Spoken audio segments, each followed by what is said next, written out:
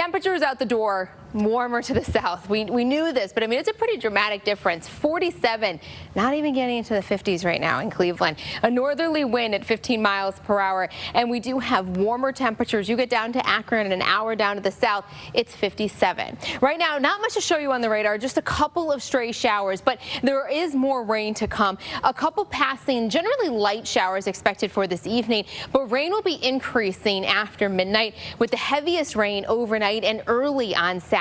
Even some rumbles of thunder will be possible.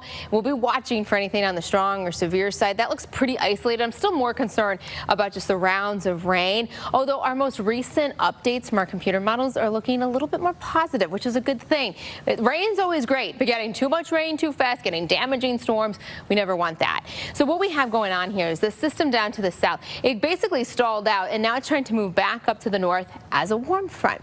That warm front will help boost up our temperatures, and we are expecting even areas that are cool right now in Cleveland to be warming throughout the overnight period. Thanks to this front hanging out near us over the course of tonight, that's where we have that increased potential for rain. And when you look at the satellite and radar, you see that there's quite a bit of moisture. Majority of the thunderstorm action, though, down to the south and west.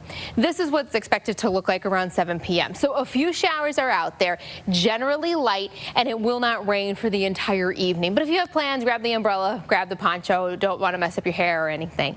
But then watch what happens here. After 1 a.m., look at that increase in the shower and thunderstorm development. Heaviest rain certainly looks most likely from about 1 a.m. until 7 a.m. and then it starts to diminish a bit. So here we are, 6 a.m. It's still pockets of some heavy rain. We'll also be watching for anything, some strong wind gusts, maybe some hail.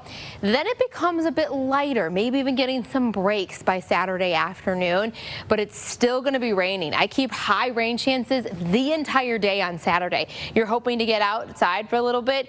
Honestly, download a radar because it's easier to just look and see, because the rain chances are going to be high on any app that you look at. So radar is your best friend tomorrow. And of course, we'll be here posting updates throughout the entire day.